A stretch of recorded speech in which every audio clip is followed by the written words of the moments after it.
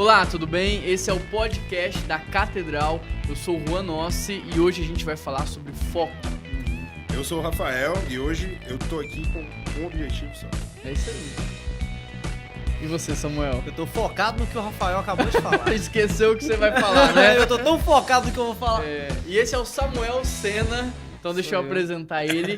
A gente vai conversar sobre foco e muito do que a gente vai falar, já quero sugerir esse livro aqui, A Única Coisa. Ele é um livro fantástico, incrível. E depois, se você quiser se aprofundar no assunto, manda aqui nos comentários e a gente deixa o link pra você. Se você estiver assistindo no YouTube, no Spotify, você pode mandar um WhatsApp pra gente, procurar nas redes sociais e eu mando o link aí pra você. Legal. Mas vamos lá. Vamos falar sobre foco. A primeira coisa que eu quero perguntar pra vocês é: vocês se consideram pessoas focadas? Quem quer começar? Pode ir? Você quer que eu responda a pergunta difícil logo de Quem cara, tá né? focado aqui? Cara, eu não me considero uma pessoa focada. Eu reconheço que eu, assim, perco o meu foco muito facilmente, sou uma pessoa muito distraída e não importa o que for. Pode ser uma coisa que eu gosto ou uma coisa que eu não gosto, eu perco o foco da mesma forma. E você, Samuel? Cara, não pode mentir, viu? Aqui tem o seu chefe, seu colega de trabalho. Rapaz, tô na igreja. Sua família tá te assistindo ali. Pessoal, deixa eu ir no banheiro. Posso ir no banheiro rapidinho? Ainda bem que não tem chat ao vivo, Tô né? um pouco nervoso. Você é focado ou não? Cara, eu consigo perceber algumas coisas em relação a isso. Eu consigo ser focado quando eu consigo organizar o meu tempo. Quando eu consigo organizar minhas tarefas diárias, aí sim eu consigo ser focado. Entende? Porque quando eu tenho muitas coisas para fazer e não coloco aquilo dentro de uma agenda, eu faço, por exemplo, começo a pegar uma música para tirar pro domingo, mas ao mesmo tempo eu estou resolvendo questões administrativas.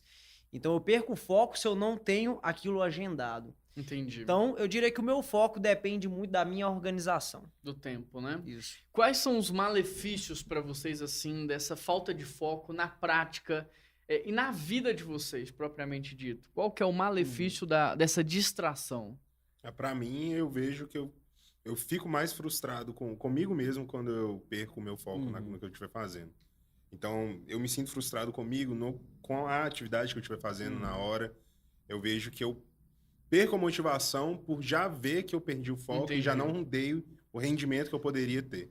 E ali eu já me frustro e já cai minha produtividade. Já trava um pouco, dá uma Sim. paralisada? Tá. E você? No meu caso é improdutividade. Entendi. Então, não ter o foco me torna improdutivo, muito embora às vezes eu esteja muitas horas no meu local de trabalho. Boa, defina improdutividade pra gente. Explica melhor essa palavra. Resultado daquilo que eu faço e, tipo, o resultado não vem. Tá, então, tipo assim, você tá envolvido com muitas coisas, mas você não tá produzindo nada. Aí volta naquela questão da organização. Se eu tivesse organizado bem o meu tempo, muito embora eu tenha muitas coisas para fazer, no final do dia eu já teria concluído todas elas. Tá, tem uma ilustração que a gente aprende quando criança, né? Eu não sei se vocês já fizeram essa experiência. Eu já peguei e testei na prática, que é quando você pega uma folha e você coloca uma lupa no sol e ela pega fogo, né? Sim. Essa lupa ali é como se fosse o trabalho do foco. Ele pega toda a energia, toda a luz, concentra num único ponto e ele faz aquela folha pegar fogo de fato. Que é diferente de quando você pega uma folha e simplesmente coloca ela no sol, exposta ao sol. O que acontece quando essa folha está exposta ao sol e não tem um foco sobre ela? Vocês já viram o que acontece? Ela só é iluminada e pode esquentar um pouquinho. Esquenta um pouquinho, mas se você observar, ela fica amarelada e velha. A folha fica muito velha e muito amarelada, mas ela não pega fogo. Verdade. E é isso que acontece na prática, na nossa vida, quando a gente não tem foco. A gente fica cansado, fica desgastado, a gente fica esgotado, mas não pegou fogo, né? Não teve resultado. Então, eu acredito muito no poder do foco, que é você concentrar toda a sua energia em 20% de tudo que você faz, e esses 20% de tudo que você faz, ele vai ter um efeito sobre os 80%, né? O que vocês acham de mais, assim, desafiador mesmo pra gente ter foco nos dias de hoje, na vida, em pleno século XXI? Como é que é desafiador ter foco? Pra mim, o mais desafiador é esse aqui, né? Celular. Pra quem tá ouvindo, é um celular. Mas é o que me atrapalha. Então, assim, tem que estar assim, virado tela para baixo, Sem notificação. fora do alcance, entendeu? Igual esse smartwatch agora. Qualquer notificação que eu recebo, que meu celular tá virado, o relógio Ele vibra. vibra, né? Aí acabou. É. Aí vai Eu olhar... até usava um smartwatch também da Apple, o Apple Watch, e eu tinha esse problema. Hoje eu não tô usando mais, tô usando um relógio até analógico aqui. Por quê? Porque, de fato, eu tava conversando com uma pessoa e vibrava, e eu olhava. A outra pessoa pensava que eu, tipo assim, tô olhando o tempo, porque tá cansativo aquela conversa, eu não vejo a hora daquilo acabar. E eu percebia isso. E eu falei assim, cara, esse negócio tá fazendo mal. Era pra fazer bem, era pra me ajudar, mas além da distração tá gerando um desconforto, né? É instintivo, né? É. O negócio vibra, você bate o olho.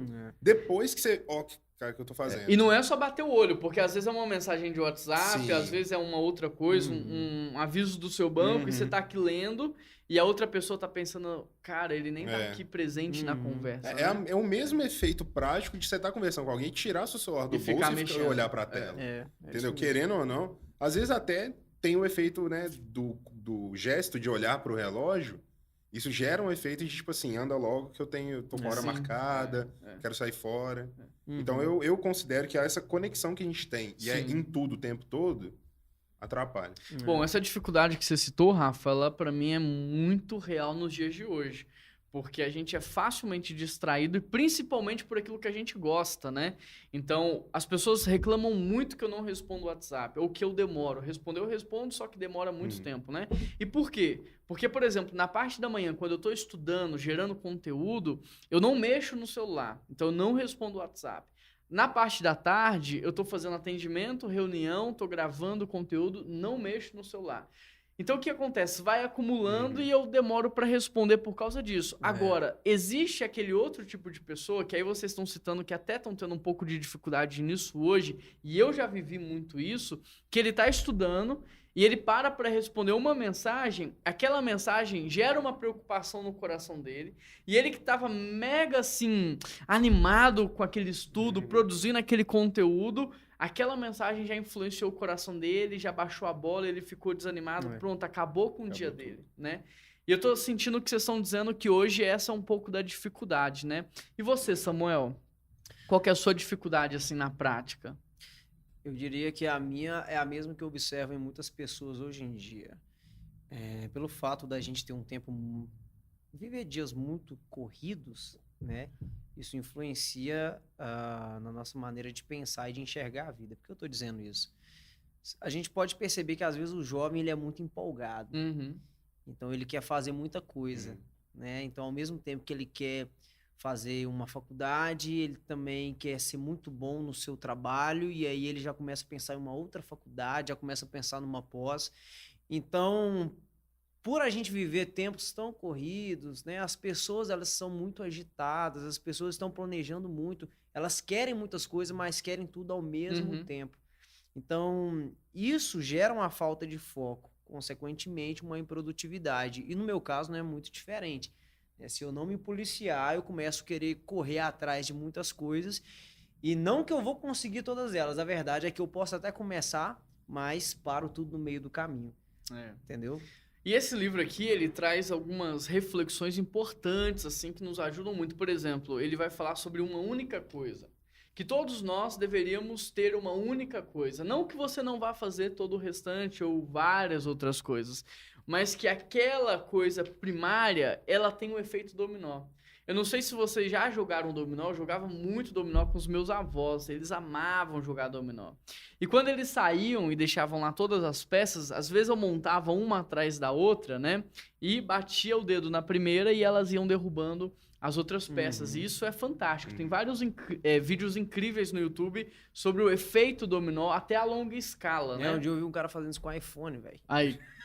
Tem vários vídeos, assim, de várias coisas, né? Vários iPhones, assim, fez uma sala de iPhones, ele tocou. Assim. E é bonito de ver, né? Bonito, por mais que mosaico, possa gerar um prejuízo ali, mas é bonito de ver.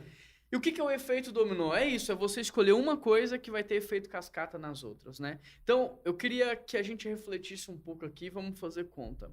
De 100% de tudo que você faz, 80% se você... 80% qualquer pessoa poderia fazer no seu lugar. Qualquer pessoa, por exemplo, pode lavar uma louça, varrer um chão, pode passar sua roupa, pode dirigir o seu carro, né? Aí sobram quantos por cento de 100? 20%, Rafa. Desses 20%, Samuel, 15%, se você treinar alguém, essa pessoa pode fazer no seu lugar. Responder seus e-mails, responder seus WhatsApps, administrar sua agenda, te substituir numa reunião, te substituir numa aula. Se você treina alguém, essa pessoa pode fazer por você. Sobrou quantos por cento, Samuel? 5%. Ou seja, de 100% de tudo que você faz, 5% só você pode fazer. E o que é esse 5%? Primeiro, sua vida com Deus. Ninguém pode te substituir na sua vida com Deus. Por mais que a sua mãe ore por você, sua esposa ore por você, seu marido ore por você, eles não substituem o seu relacionamento com Deus. Segundo, a sua saúde, né? Por mais que eu me cuide, isso não interfere em você. Se você não se cuidar, você vai pagar um preço em relação a isso. Terceiro, a sua capacitação pessoal, né? Ninguém pode estudar por você, só você é responsável pela sua capacitação. Então, de 100% de tudo que você faz, 5% só você. Ou seja, o Samuel pode ser substituído aqui no trabalho. Amanhã a gente contrata outra pessoa, põe no lugar dele, contrata outro, põe no lugar do Rafael.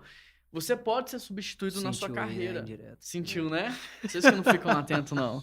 Ah lá, tá mexendo no... Tá vendo? Não tá tudo que ele tá falando, pô. Mas você não pode, Rafa, ser substituído no seu casamento com a Bianca. Percebe? Tem coisas que você é insubstituível. Você não pode ser substituído enquanto meu amigo, enquanto funcionário, sim. Mas meu amigo, não. Aí já fica mais confortável. Ficou melhor?